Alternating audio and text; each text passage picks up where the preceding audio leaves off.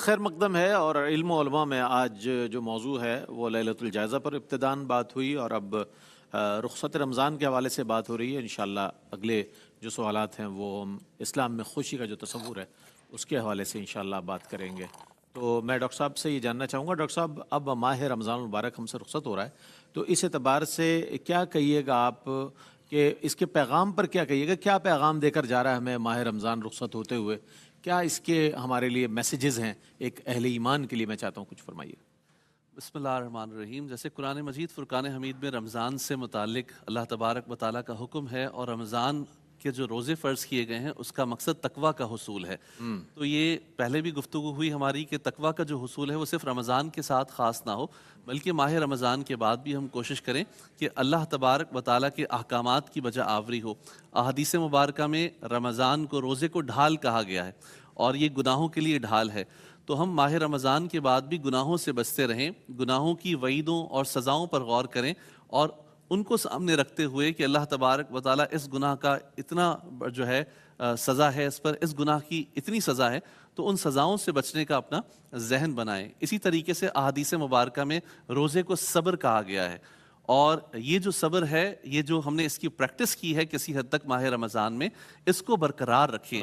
ماہ رمضان کے بعد بھی کوشش کریں کہ ہم مختلف معاملات میں جو خلاف مزاج بات ہو جائے یا کسی سے کوئی جو ہے اس طرح کے ڈائلاگ ہو جائیں، تو صبر اور تحمل اور برداشت پیدا کریں، کیونکہ جو اللہ تبارک و تعالیٰ کے لیے صبر اختیار کرتا ہے، اللہ تبارک و تعالیٰ اسے دارین کی سعادتیں عطا فرماتا ہے۔ قرآن میں تو یہ کہا گیا ہے کہ صبر اور نماز سے مدد لو۔ اتنا بڑا عمل ہے کہ اس سے اللہ تبارک و تعالیٰ کی مدد و نصرت حاصل ہوتی ہے، تو اس پر غور کریں۔ اسی طریقے سے ماہ رمضان میں جس طریقے سے دیگر مسلمانوں کا ہم خیال رکھنے کی کوشش کرتے ہیں، حقوق العباد کی بجا آوری کی کوشش کرتے ہیں، ماہ رمضان اور عید کے موقع پر بھی ان کا بہت زیادہ خیال رکھیں۔ کہیں ایسا نہ ہو کہ ہماری وجہ سے ہم اس طریقے سے عید کو سیلیبریٹ کر رہے ہوں کہ اس کی وجہ سے دوسروں کو تکلیف پہنچے۔ شور کرنا یا ڈیک بلند آواز سے لگانا یا آواز سے اس طریقے کے معاملات کرنا کہ جس سے حقوق العباد کی پامالی ہو، اس سے بچنے کی مکمل کوشش کرنی چاہیے۔ اور خاص طور پہ حقوق العباد سے متعلق اس بات کا بھی خیال رکھیں کہ جس طرح رمضان مواسات اور مواخات کا مہینہ ہے، ایک ہمدردی بھائی چارہ پیدا ہوتا ہے، تو رمضان کے بعد اور بالخصوص عید کے دن اگر خدا نخواستہ رشتہ داروں میں بعض اوقات ایسا ہو جاتا ہے کہ رنجشیں ہوتی ہیں، تو ہم اللہ تبارک و تعالیٰ کے لیے ان رنجشوں کو بھلا دیں، اور ایسے رشتہ داروں کے گھر بھی جائیں جن سے ہم پہلے نہیں ملتے۔ بسا اوقات انسان سمجھتا ہے کہ میں جھک جاؤں یا میں چلا جاؤں یا میں پہل کر دوں تو چھوٹا ہو جاؤں گا۔ یہ تصور غلط ہے۔ آپ اللہ تبارک و تعالیٰ کے لیے جھکیں گے تو اللہ تبارک و تعالیٰ آپ کو بلند فرما دے گا۔ حدیث مبارکہ پہ غور کریں کہ رسول اللہ صلی اللہ علیہ وسلم نے فرمایا جس میں 3 خصوصیات جمع ہو جائیں، اللہ تبارک و تعالیٰ بروز قیامت اس پہ حساب و کتاب آسان فرمائے گا، اور اللہ تبارک و تعالیٰ اسے داخل جنت فرما دے گا۔ ہم میں سے ہر شخص یقیناً یہ دعا کرتا ہوگا کہ بروز قیامت حساب کتاب میں آسانی ہو، اور ہم سب کا جو ٹارگٹ ہے وہ جنت کا حصول ہے کہ اللہ تبارک و تعالیٰ کی رضا حاصل ہو جائے اور جنت مل جائے۔ وہ 3 اعمال کون سے ہیں؟ ان پر غور کیجئے کہ رسول اللہ صلی اللہ علیہ وسلم نے جب یہ فرمایا تو حضرات صحابہ نے عرض کیا کہ یا رسول اللہ صلی اللہ علیہ وسلم ہمیں بتائیے کہ وہ کون سے 3 اعمال ہیں۔ حضور علیہ الصلاۃ والسلام نے فرمایا کہ جو تمہیں محروم کرے تم اسے عطا کرو، جو تم پر ظلم کرے تم اسے معاف کرو، اور جو رشتہ دار تم سے قطع تعلق کرے تم اس کے ساتھ صلہ رحمی کرو، اس سے ملو۔ اس سے اندازہ لگائیے کہ ان تینوں اعمال کی کس قدر اہمیت ہے۔ چھوٹی چھوٹی بات پہ بدگمان ہو جانا، کسی نے ہمارے کان، بعض لوگ بہت کچے کانوں کے ہوتے ہیں، بظاہر بڑی بڑی ڈگریاں ہوں گی، ایک اچھا آفس ہوگا، سب کچھ ہوگا، لیکن ان کا مزاج یہ ہوتا ہے کسی نے آ کے کسی کی بات بول دی کہ فلاں آپ کے خلاف بول رہا تھا، بس وہ بات ذہن میں بیٹھ جائے گی۔ اور اسی طریقے سے ہمارے معاشرے میں جعلی عاملین بھی ہوتے ہیں جو بعض اوقات رشتہ داروں کے درمیان، رشتوں کے درمیان پھوٹ ڈالتے ہیں، اور وہ بسا اوقات کسی کا نام لے کر کہہ دیتے ہیں کہ فلاں نے ایسا کیا ہے، تو اب وہ بندہ دل میں لے کر بیٹھا رہے گا، اگلے بندے سے بات نہیں کرے گا، اس کے قریب نہیں آئے گا، تو مسئلے حل کیسے ہوں گے؟ تو اس طرح کی اگر آپ نے رنجشیں پالی ہوئی ہیں تو خدا کا واسطہ اپنے بھائیوں کو، اپنی بہنوں کو، اپنے رشتہ داروں کو معاف فرما دیجئے۔ اللہ تبارک و تعالیٰ کے معافی کے دروازے آپ کے لیے کھل جائیں گے۔ اللہ تبارک و تعالیٰ سے جو آپ امید رکھتے ہیں، آپ دوسروں کے ساتھ اچھے معاملات رکھیں گے، اللہ تبارک و تعالیٰ دنیا اور آخرت میں اس کا بدلہ دے گا۔ تو ان تمام احادیث پر جو ہم ماہ رمضان سے متعلق مستقل سنتے رہتے ہیں، وہ صرف سنانے کے لیے نہیں ہوتی، میں خود بھی پہلا مخاطب ہوں اس کا کہ میں خود بھی اس پر عمل کروں اور جو سن رہے ہیں وہ بھی اس پر عمل کریں تاکہ ہماری زندگیوں میں تبدیلی آئے. نہیں تو واضح و نصیحت ہوتے رہے اور ہوتے چلے جائیں گے. اگر ہماری یہی روش رہی کہ ہم نے ایک کان سے سن کے دوسرے کان سے نکالنا ہے تو پھر خدا نخواستہ ہو سکتا ہے کہ بروز قیامت ہمیں خسارہ اور نقصان ہو. تو اس سے بچنے کے لیے ہمیں اپنے معاملات میں بہتری لانے کی ضرورت ہے اور رمضان کے اندر جو کچھ ہم نے سیکھا ہے اسی پریکٹس کو جاری رکھنے کی ضرورت ہے. اللہ تبارک و تعالی ہمیں عمل کی توفیق عطا فرمائے. آمین. ناظرین محترم، اسلام میں جو خوشی کا تصور ہے اس حوالے سے ہم بات کرنا چاہیں گے قبلہ مفتی محمد اکمل مدنی صاحب سے. مفتی صاحب یہ فرمائیے گا، مختلف مذاہب میں، مختلف اقوام و ملل میں الگ الگ طریقے ہیں جس میں ظاہر ہے بہت ساری چیزیں ہیں، جس میں عریانیت بھی نظر آتی ہے، بد اخلاقی بھی نظر آتی ہے، بہت ساری چیزیں اخلاق سے گری ہوئی چیزیں میں. لیکن اسلام نے جو تعلیمات دی ہیں خوشی منانے کی، وہ کیا تصور ہے اسلام کا خوشی منانے کا؟ میں چاہوں گا اس پہ کچھ کلام فرمائیے گا. جی بسم اللہ الرحمن الرحیم. دیکھیں، دین اسلام کو دین فطرت کہا جاتا ہے، بے شک. یعنی انسان کی طبیعت کے عین موافق. اسی لیے رحمت کونین صلی اللہ علیہ وسلم ارشاد فرماتے ہیں کہ ہر بچہ اسلام کی فطرت پر پیدا ہوتا ہے، سبحان اللہ. پھر اس کے ماں باپ اس کو یہودی یا عیسائی بنا دیتے ہیں. یعنی اگر کسی مذہب کی تعلیم باقاعدہ نہ دی جائے، مذاہب کے بس معمولات رسومات سامنے رکھ دی جائیں اور ایک نووارد کو انتخاب کا موقع دیا جائے تو اس کی طبیعت اسلام کی طرف مائل ہوگی. اس کی اتنی پرفیکٹ تمام رسومات اور تعلیمات ہیں. تو اسی طریقے سے خوشی کا معاملہ ہے. ہمارا مذہب زندگی کو تنگ نہیں کرتا ہے. ہمارا مذہب یہ نہیں کہتا کہ آپ اظہار خوشی نہ کریں، بلکہ قرآن میں خود اللہ نے فرمایا وَأَمَّا بِنِعْمَةِ رَبِّكَ فَحَدِّثْ. سبحان اللہ، سبحان اللہ. بہرحال اپنے رب کی نعمت کا خوب چرچا کر. یہ ویسے اول مخاطب نبی کریم صلی اللہ علیہ وسلم ہے اور آپ کے وسیلے سے، اور اس کی تشریح بیان فرمائی کہ جو اللہ نے آپ کو نعمت عطا فرمائی اسے اس انداز سے لوگوں کے سامنے ظاہر کریں کہ اعتراف نعمت ہو، اظہار تشکر ہو. اور مزید توضیح حدیث سے ہوئی. ایک صحابی نے عرض کیا رسول اللہ میں کیا پہن سکتا ہوں، کیا کھا سکتا ہوں، کیا پی سکتا ہوں؟ سرکار نے بڑا مختصر جواب دیا، تم جو مرضی کھاؤ، جو مرضی پہنو، لیکن اس میں دو چیزیں نہ ہوں، ایک اسراف اور دوسرا تکبر. اس کا مطلب اچھا کھا بھی سکتے ہیں آپ، اچھا پہن بھی سکتے ہیں، لیکن ایک لمیٹیشن کے ساتھ. بس ہمارا مذہب یہ کہتا ہے، ہماری بہنوں کو بھی خاص طور پہ اس کو سننا چاہیے. یہ کہتی ہیں ہمارا مذہب نے ہماری معاذ اللہ زندگیاں تنگ کر دی ہیں، اور ڈائریکٹ چونکہ اللہ، رسول، اسلام یا قرآن کو برا نہیں کہہ سکتے تو پھر ہم جیسے لوگ ٹارگٹ بنتے ہیں. مولویوں نے، مفتیوں نے پوری زندگی برباد کر دی. ذرا ایک لمحے کے لیے غور کریں کہ اگر ایک کوئی ڈاکیہ ہو، کوئی قاصد ہو، آپ کو خط لا کر دے اور اس میں خدا نہ خواستہ آپ کے متعلق کوئی گالیاں لکھی ہوں، تو کیا آپ اس کو مارنا شروع کر دیں گے؟ لازم بات ہے کہ جس نے بھیجا اس کو نا. تو جب آپ کسی عالم کو، کسی مفتی کو اس کی کسی مذہبی بات پر برا کہہ رہے ہوتے ہیں تو دراصل آپ اس پیغام کو برا کہہ رہے ہوتے ہیں، اسے نہیں کہہ رہے ہوتے. وہ پیغام کس کا؟ اللہ رسول کا ہے. اپنے مذہب کو سمجھنے کی کوشش کریں نا. تو میں خوشی کے اوپر آتا ہوں لیکن میں ایک تمہید اس لیے باندھ رہا ہوں کہ تھوڑا سا سوچنا چاہیے. پھر میں اپنے لوگوں سے یہ کہتا ہوں کہ خدا را دین ان سے سیکھیں جو دین پر دسترس رکھتے ہوں اور سکھانے کی صلاحیت بھی رکھتے ہوں. ہم بعض اوقات وہی جو میں ایک اپنے فرضی میں نے کردار بنائے، پپو پان والا، ٹیٹا جلیبی والا اور البیلا دودھ والا، ان کے پاس جا کر ان سے معلوم کرتے ہیں. چچا بتائیں گے، تایا بتائیں گے، دوست بتائیں گے، فرینڈز بتائیں گے. وہ مذہب کی ایک ایسی سخت تصویر سامنے پیش کرتے ہیں، ہم کہتے ہیں بھائی مذہب پہ چلنا بڑا مشکل کام ہے. آپ آئیے ہمارے ساتھ بیٹھیں. کون سی چیز ہے جس پہ مذہب آپ کو اجازت نہیں دے رہا؟ بالکل. رشتہ داری کریں، دوستی کریں، دنیاوی تعلیم حاصل کریں، زیب و زینت اختیار کریں، آپ باہر گھومنے کے لیے جائیں، لیکن دائرہ شریعت میں حدود اللہ کا خیال کریں. اور وہ ایسی نہیں ہے کہ آپ کی زندگی کو تنگ کر دیں گے، بلکہ بعض اوقات تو ایسا ہوتا ہے جیسے ہمارے باہر کے ملکوں میں لوگ رہ رہے ہیں، ابھی بھی ہزاروں لاکھوں لوگ سن رہے ہوں گے. جیسے آپ کی پرابلم ہوگی آپ کا مذہب ویسی آپ کو رعایت دے گا وہاں پر. یہاں پر دیکھیں برقع، نقاب، سختی ہوگی، لیکن اگر یورپ کنٹریز کے اندر ایک بہن برقع نہیں پہن سکتی، نقاب نہیں پہن سکتی، بعض جگہ اسکارف تک پہننا مشکل ہوتا ہے. آپ کا مذہب ویسے ہی آپ کو آسانیاں دے گا. اس تمہید کے بعد خلاصہ کلام یہ ہے کہ ہمارا مذہب ایسے بڑے ایونٹس پر، خاص طور پہ جس میں اظہار خوشی کا موقع ہوتا ہے، وہ یہ نہیں کہتا کہ آپ رونا شروع کر دیں بیٹھ کر، بلکہ یہ تو قلب موضوع لازم آئے گا. یہ بھی یاد رکھیں. اعلیٰ حضرت امام علیہ سنت رحمۃ اللہ علیہ نے فرمایا کہ اگر کوئی مر جائے تو اس کی دعوت کرنا، کہ بلانا کہ مر گیا آئیں دعوت پہ کھانا کھائیں. فرمایا کہ یہ بدعت قبیحہ ہے، سیئہ ہے. اور فرمایا اس لیے کہ دعوت خوشی کے موقع پہ مشروع ہے. آپ غم کے موقع پہ کریں گے تو قلب موضوع لازم آئے گا، یعنی جس کو شریعت نے وضع کیا اس کو آپ نے تبدیل کر دیا.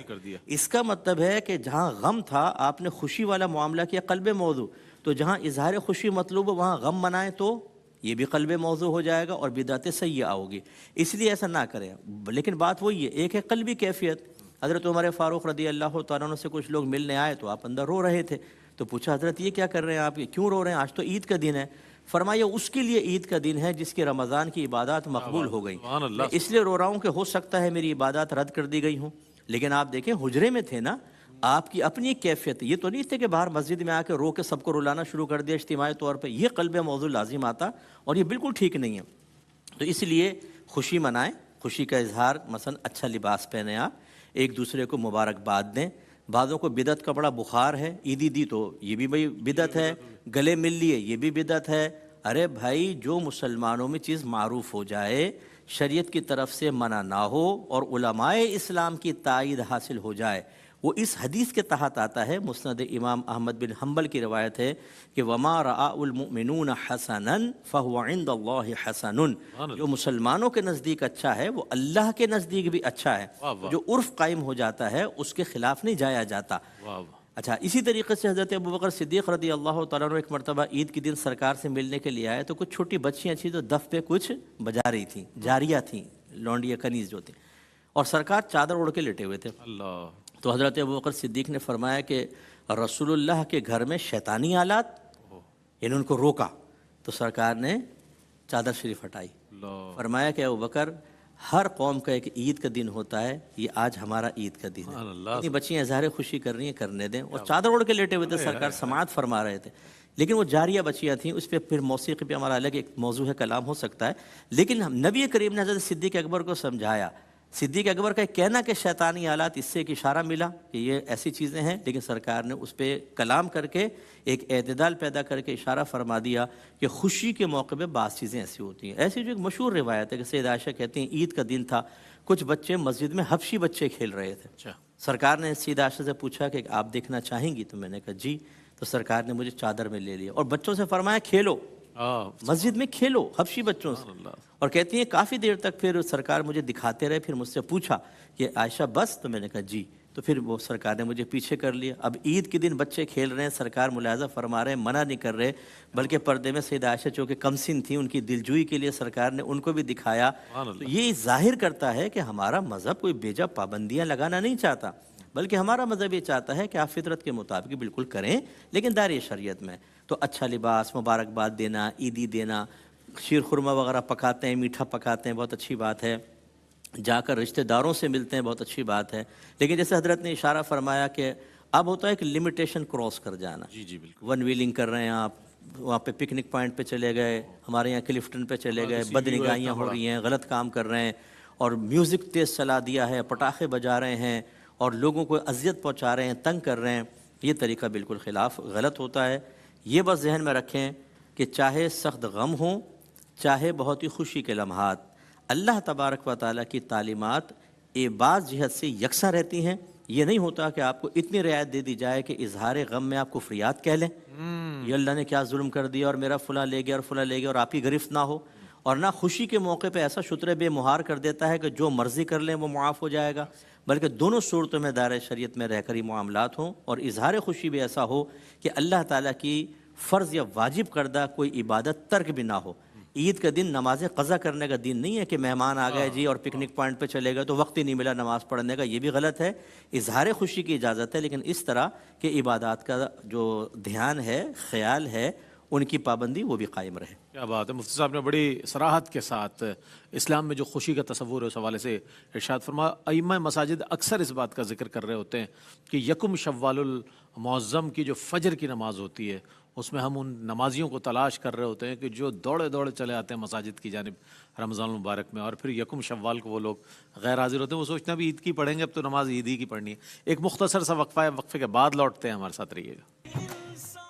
جی ناظرین، آپ کا خیر مقدم ہے، اور آج بہت اہم موضوعات کو ہم نے ڈسکس کیا ہے، جس میں جو ہے لیلۃ الجائزہ بھی ہے، رخصت رمضان بھی ہے، اور اسلام میں جو ہے خوشی کا تصور. ایک سوال جو ہے وہ بہت سے لوگوں نے مجھ سے کیا ہے، میں چاہتا ہوں اس سوال کو مفتی صاحب کی خدمت میں پیش کر دوں، پھر ہم آگے بڑھیں گے. مفتی صاحب، بعض یوٹیوبر ہیں جو اپنے کمروں میں بیٹھ کر ظاہر کلپس بناتے ہیں اور آگے وائرل کر دیتے ہیں، لوگوں کے ذہنوں کو منتشر کرتے ہیں. وہ یہ کہتے ہیں کہ جمعے کے دن اگر عید آ جائے تو پھر جمعہ جو ہے ضروری نہیں عید کی نماز پڑھ لیں. کیا فرمائیے گا اس حوالے سے آپ, کیا رہنمائی کی؟ رحیم دیکھیں عید کی نماز واجب ہے اور جمعہ فرض عین ہے, اور ہمارے مذہب اسلام کا بھی یہ تصور پیش نہیں کرتا کہ کسی واجب کی وجہ فرض عین کا ترک جائز ہو جائے. بعض احادیث ایسی ہوتی ہیں جن کے ظاہر مضمون سے اشارہ ملتا ہے, اس کے مقابلے میں بے شمار احادیث قوی ہوتی ہیں جس سے دوسری جانب صراحت مل رہی ہوتی ہے, اشارہ نہیں صراحت مل رہی ہوتی ہے. اب یہ ایک اصول ہوتا ہے بنیادی جو ہماری عوام کو نہیں پتہ, اور وہ صرف حدیث کو دیکھ کر کہتے ہیں تو حدیث میں آیا. اگر یہ حدیث میں ایک چیز آئی جس پر پوری امت عمل نہیں کر رہی تو کیا پوری امت حدیث کے خلاف چلی گئی, جس میں 1500 سال کے اکابرین بھی شامل ہیں؟ یقیناً ان کے پاس بھی دلائل موجود ہیں. کئی جمعے آئے, کئی عیدین, خود پاکستان میں آپ دیکھ لیں, بلکہ کہا جاتا ہے کہ جی اگر جمعہ اور عید کا خطبہ ہو جائے تو حکومت پر بھاری ہوتا ہے. یہ ایک معروف ہے, ایک بات آپ نے دیکھی ہوگی, آج تک کبھی آپ نے اس سے پہلے بات نہیں سنی ہوگی, یہ نئی چیز ہوئی ہے. تو یہ ایک اصول یاد رکھیے کہ جب احادیث میں بظاہر کوئی تعارض ہوتا ہے تو اس میں پھر فیصل جو ہوتا ہے وہ امت کا عمل ہوتا ہے. یہ بڑا مضبوط جملہ ہوتا ہے, علیہ عمل الامہ, کہ اس پر امت کا عمل ہے. اگر فقہ کی کسی جزی کے ساتھ یہ عبارت لکھی ہو, سمجھ لیں یہ قول سب پر فوقیت رکھے گا, کیونکہ اللہ تبارک و تعالیٰ اس امت کو کبھی گمراہی پر جمع نہیں کرے گا. لا تجتمع امتی علی الضلالہ, میری امت کبھی گمراہی پر مجتمع نہیں ہوگی. اور اتبعوا السواد العظم من شذ شذ فی النار, ہمیشہ بڑی جماعت کی پیروی کرو, جو اس سے الگ ہوا وہ جہنم میں علیحدہ کیا جائے گا. لہذا پوری امت اس پر متفق ہے کہ واجب کے ساتھ ساتھ فرض عین کی تکمیل بھی کرنی ہے. اگرچہ اقوال آپ کو مل جائیں لیکن جو امت کا عمل ہے وہ اصل ہوتا ہے. 1500 سال کے اندر جب بھی جمعے کے دن عید اور جمعہ جمع ہوا ہے, عید بھی ہوئی ہے, جمعہ بھی ہوا ہے, سوال یہ پیدا ہوتا ہے کہ جمع کرنا افضل اور اولا ہے یا جمعے کا ترک کرنا افضل اور اولا ہے. یہ دیکھا جائے تو اعلیٰ چیز کو اختیار کی جائے نا. اگر آپ کے سامنے میں 2 نوٹ رکھ دوں, ایک 5000 کا اور ایک 1000 کا, کہوں چاہو تو ایک لے لیں چاہے دونوں لے لیں, تو آپ دونوں کی برکات سمیٹنے کی کوشش کریں گے نا. کبھی ایسا ہوگا کہ آپ ایک اٹھا لیں اور دوسرا چھوڑ دیں؟ لیکن اس مقام پر خواہ اب سوال یہ پیدا ہوتا ہے کہ آخر یہ انتشار والی بات کہنے کی ضرورت کیوں پیش آئی؟ جب پوری امت متفق ہے تو کیا اس اتفاق کو کیا اس اتفاق کو ڈسٹرائے کرنا چاہتے ہیں؟ کیا آپ نوجوانوں کے ذہن میں انتشار برپا کرنا چاہتے ہیں؟ کیا آپ یہ ثابت کرنا چاہتے ہیں کہ 1500 سال کے اکابرین نے خیانتوں سے کام لیا؟ کیا آپ یہ ثابت کرنا چاہتے ہیں کہ وہ سب کے سب بدو تھے, بے وقوف تھے, قوم کے اندر تباہی مچانا چاہتے تھے, وہ شریعت کے خلاف چل رہے تھے؟ کیا آپ کا مقصد ہے وہ مقصد واضح کریں. ہماری عوام, بھولی بھالی عوام ان چیزوں کا کویسچن نہیں کرتی کہ آخر آپ کو انتشار برپا کرنے کی ضرورت کیوں پیش آئی, لیکن وہ اس کے پیچھے لگ جاتی ہے کہ جی یہ بات بھی تو سامنے آئی. خلاصہ کلام یہ ہے کہ عید بھی پڑھیں گے, جمعہ بھی پڑھیں گے, صبح فجر کے بعد بھی برکات, اور انشاءاللہ دوپہر میں بھی برکات ہوں گی, اور انشاءاللہ ہمارے درجات بلند ہوں گے. کیا کہنا, کیا خوبصورت بات ارشاد فرمائی. تمام ہی کلمات بڑے اچھے تھے, لیکن یہ ایک اس کا خلاصہ یہ ہے کہ عید جو ہے واجب ہے, عید کی نماز جو ہے, اور جمعہ فرض ہے, اور ان دونوں برکتوں کو اگر حاصل کر لیں تو کیا ہی بات ہے. ون لائنر میں آپ سے عید کے حوالے سے لینا چاہوں گا, پیغام کیا کہیے گا مفتی صاحب؟ پہلے تو میں پوری امت مسلمہ کو عید مبارکباد پیش کروں گا, اور دعا گو ہوں کہ اللہ کریم اس عید کو پوری امت کی مسلمہ کے لیے خیر و برکت کا خزینہ بنائے. جہاں مسلمان ظلم کا شکار ہے, اللہ پاک انہیں جلد از جلد ظلم سے خلاصی عطا فرمائے. دوسرا یہ کہ عید اللہ سبحانہ و تعالیٰ کی مزید قریب کرنے کے لیے ہے, اللہ سے مزید رحمتیں حاصل کرنے کے لیے ہے, نہ کہ اللہ کو ناراض کرنے کے لیے ہے. تو جس رب نے یہ نعمتیں, رحمتیں, برکتیں عطا فرمائی ہیں, اسے ناراض نہ کریں بلکہ اس کو راضی کرنے والے کام کریں. مفتی صاحب کیا کہیے گا؟ اس میں عید اللہ رب العالمین کی طرف سے ایک بڑا تحفہ ہے. اس کو اللہ رب العالمین کی رضا کے حصول کی کوششوں کے ساتھ گزارنے کا ہم اہتمام کریں, معذور کی بھی پابندی کی جائے, اور اسی کے ساتھ ساتھ عید خوشیوں کا دائرہ کار اپنی ذات تک محدود رکھنا یہ کوئی کمال نہیں ہے. سال میں کئی مرتبہ ہم نئے کپڑے پہن لیتے ہیں, نیا یہ لباس پوشاک کا اہتمام ہوتا ہے, اچھے کھانے کھا لیتے ہیں. تو اگر عید کے دن بھی یہ سارا اہتمام ہماری 4 دیواری کے اندر ہی محدود ہے, اور ہمارے آس پاس میں جو نادار افراد ہیں ان تک ہماری خوشیوں کا دائرہ کار وہ پھیلتا نہیں ہے, تو یقیناً اس کے جو حقیقی اثرات ہیں, حقیقی جو اس کا پیغام ہے, اس کا حصول نہیں ہو سکے گا. اور دوسرا, عید کے موقع پر بطور خاص وہ لباس پوشاک سے متعلق بڑی بے احتیاطیاں کی جاتی ہیں. ایسا لباس پہننا کہ جس میں بے پردگی کا عنصر شامل ہو, یا غیر مردوں کو اپنی جانب مائل کرنے کا, جیسے جھانجھر ہے یا دیگر اس طرح کی چیزیں, وہ عید پہ بطور خاص اس کا اہتمام کرتے ہیں. یا لڑکوں میں بھی آج کل یہ فیشن ہے کہ وہ لڑکیوں کی طرح لباس پوشاک اور زنانہ وہ وضاحت اپنانے کا بڑا ایک شوق چڑھا ہوا ہے. تو ان ساری چیزوں سے بچتے ہوئے ایک مہذب انداز میں عید منانے کی کوشش کریں گے, اور اللہ کے احکامات کی بجاوری کی جائے گی. تو لئن شکرتم لازیدنکم, اللہ تعالیٰ اس میں مزید اضافہ عطا فرمائے گا. رمضان ایک دور کا خاتمہ نہیں بلکہ ایک نئے دور کا آغاز ہے. بہت اچھی بات. انتہا نہیں, یہ ابتدا ہے کہ جو کچھ ہم نے سیکھا ہے ہم نے اسی کے مطابق آگے عمل کرنا ہے. رمضان چلا گیا مگر اس کے تقاضے, احکام شریعت اور اللہ تبارک و تعالیٰ نے جو ہم پر احکام لاگو کیے ہیں وہ باقی ہیں اور وہ پوری زندگی ساتھ چلنے ہیں. لہٰذا ان پر عمل پیرا رہنا ہماری دنیا اور آخرت کے لیے بہتر ہے. بہت اچھی بات ہے. میں بہت شکریہ ادا کروں گا آپ سب کی تشریف آوری کا. اور ناظرین محترم, یہ جو سیگمنٹ ہے علم و علماء کا, ایک ایسا سیگمنٹ ہے کہ جسے پوری رحمت سحر میں بہت زیادہ پسند کیا گیا. اس کے موضوعات کو اور خصوصاً قبلہ مفتی محمد اکمل مدنی صاحب کی یہاں تشریف فرما جب تک رہتے ہیں کمال انداز میں گفتگو فرماتے ہیں. جتنے علماء حضرات یہاں تشریف لائے ان کا بھی میں شکریہ ادا کروں گا. لیکن سب سے پہلے حاجی عبدالرؤف صاحب کے لیے میں دعا کروں گا اللہ تعالیٰ ان کا سایہ سلامت رکھے کہ ان کی محنتوں اور ان کا ویژن کے تحت یہ سارا سلسلہ جاری و ساری ہے. الحاج محمد عامر فیاضی صاحب کو اللہ تعالیٰ خوش رکھے, اور ہمارے ایچ او ڈی اور ہمارے ایم سی آر میں جتنے دوست احباب ہیں, جتنے لوگ کام کر رہے ہیں اور جتنے لوگ کیمرے پہ ہیں اور جتنا ہمارا اسٹاف ہے, اللہ تعالیٰ انہیں جزائے خیر عطا فرمائے کہ وہ اس پوری ٹرانسمیشن میں ہمارے ساتھ رہے. چونکہ یہ آخری آج علم و علماء ہے, اس کے بعد کل تو انشاءاللہ عید الفطر ہے, تو اس اعتبار سے شکریہ ادا کرنا چاہتا ہوں میں قبلہ مفتی محمد اکمل مدنی صاحب کا. تو جتنی بار شکریہ ادا کریں کام ہے, چونکہ ماشاءاللہ ان کی تشریف آوری سے سج جاتا ہے ہمارے رحمت سحر. اور یہ ہماری سمجھ لیں رحمت سحر سحری ٹرانسمیشن کی ایک آئی ڈی ہے. مفتی صاحب یہ بیٹھے ہوں تو لگتا ہے کہ سحری کی نشریات ہو رہی ہے. ماشاءاللہ اللہ تعالیٰ آپ کا سایہ سلامت رکھے. اسی طرح آپ رہنمائی فرماتے رہیں. سینکڑوں نہیں بلکہ ہزاروں فتاوی آپ نے دیے ہوں گے, اور میں تو روزانہ پروگرام کرتا ہوں, اور ویسے بھی ماشاءاللہ ایک کثیر تعداد ہے, دنیا بھر کے لوگ آپ سے رابطہ کرتے ہیں.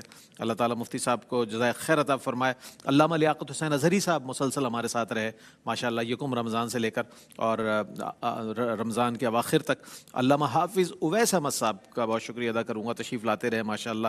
مفتی خرم اقبال رحمانی صاحب تشریف لاتے رہے ماشاءاللہ. ڈاکٹر عاطف اسلم راؤ صاحب تشریف لاتے رہے, اور مفتی سید زیغم علی شاہ صاحب گردیزی تشریف لائے. مفتی ابو محمد صاحب سیالکوٹ سے تشریف لائے, اور دیگر جتنے حضرات ہیں. اور بطور خاص آپ کا شکریہ ادا کروں گا کہ آپ ہمارے اس سیگمنٹ کا اور پوری رحمت سحر کا حصہ رہے, آپ دیکھتے رہے, اور اللہ تعالیٰ آپ کو بھی جزائے خیر عطا فرمائے. اسی کے ساتھ ناظرین محترم اگلا جو سیگمنٹ ہے وہ آپ کے مسائل کا حل ہے, جس میں قبلہ مفتی محمد اکمل مدنی صاحب تشریف فرما ہوں گے اور آپ کے لائیو سوالات کے جوابات انشاءاللہ عنایت فرمائیں گے. جلدی جلدی اپنے سوالات کو کمپائل کر لیں تاکہ فوری طور پہ, اور ٹیلی ویژن سیٹ کی آواز خدا را اب تو بند کر دیں, اب تو آخری روزہ ہے. ہم تو ابتدا سے کہہ رہے ہیں لیکن چلیں آج شاید آپ کے سمجھ آ جائے, تو ٹیلی ویژن سیٹ کی آواز بند کر کے آپ ہمیں, چونکہ آپ کو اپنی آواز سننی ہوتی ہے اور ہمیں آپ کی آواز سننی ہوتی ہے, آپ مشکلات پیدا کر دیتے ہیں. بہر صورت ایک وقفہ ہے, وقفے کے بعد لوٹتے ہیں, ہمارے ساتھ رہیے گا.